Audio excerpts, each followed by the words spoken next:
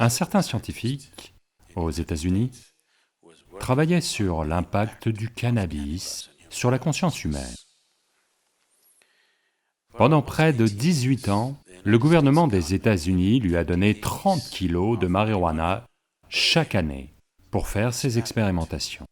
18 ans d'expérimentation n'ont rien donné.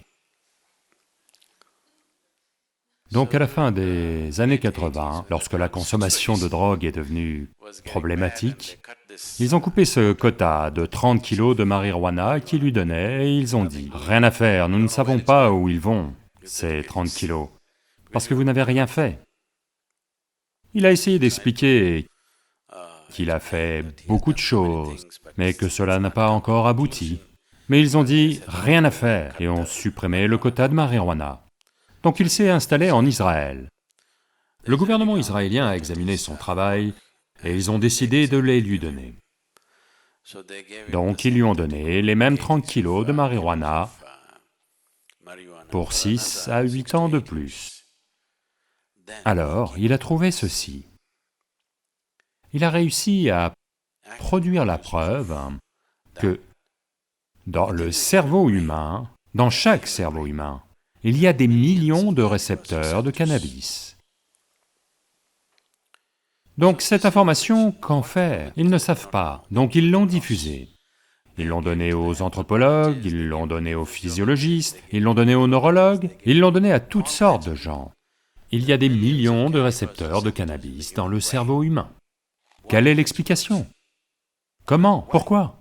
Donc les anthropologues ont dit que peut-être, à un moment donné de l'histoire, peut-être que tout le monde se droguait. Ce qui n'est pas possible, car dans de nombreuses régions du monde, cela ne pousse même pas. Donc diverses explications ont vu le jour, rien de sensé n'en est sorti. Puis les neurologues, après environ 2 ans et demi à examiner la question à divers niveaux, ils ont dit, quand l'être humain est dans un certain état d'expérience, le système humain lui-même produit les composants chimiques nécessaires qu'il attend.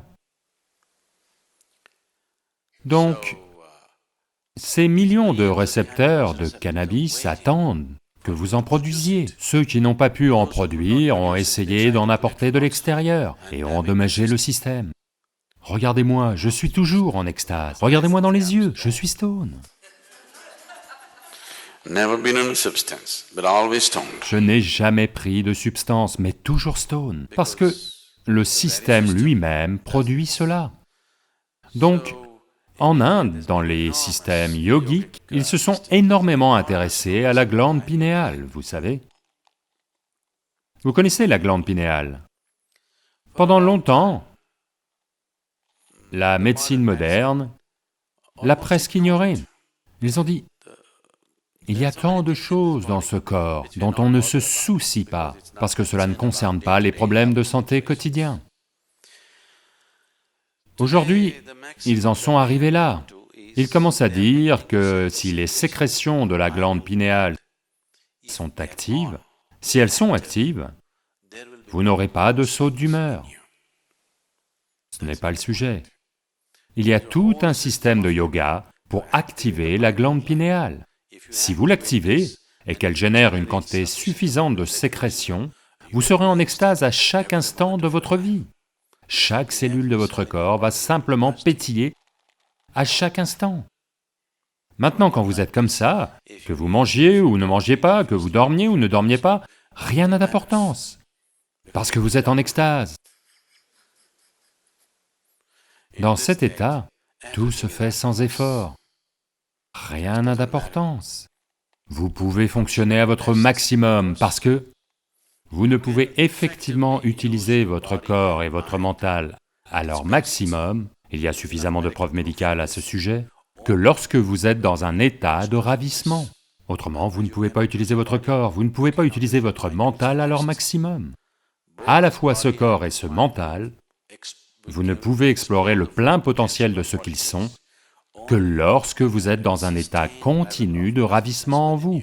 Autrement, vous êtes de vous-même un fichu problème. En permanence, vous êtes un problème de vous-même. Ça ne marche pas. Donc, quel que soit l'effort qu'un être humain fasse, qu'il aille au temple, au bar, qu'il veuille aller au paradis, c'est tout l'effort, n'est-ce pas? N'est-ce pas tout l'effort? Il veut que quelque chose de plus grand que ce qui a lieu maintenant lui arrive, n'est-ce pas? N'est-ce pas la raison pour laquelle il boit, pour laquelle il prie, pour laquelle il se drogue et pour laquelle il pense qu'il veut aller au paradis? Il veut que quelque chose de plus ait lieu, n'est-ce pas? Regardez cela simplement, quelque chose de plus n'aura lieu que si votre perception est améliorée, pas autrement. N'est-ce pas ainsi?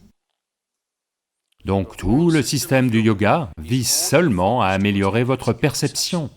Si votre perception est améliorée, vous n'avez pas à chercher quelque chose de plus. Ça a lieu, dans de telles proportions, que vous devez apprendre à le gérer. De grandes choses vont avoir lieu.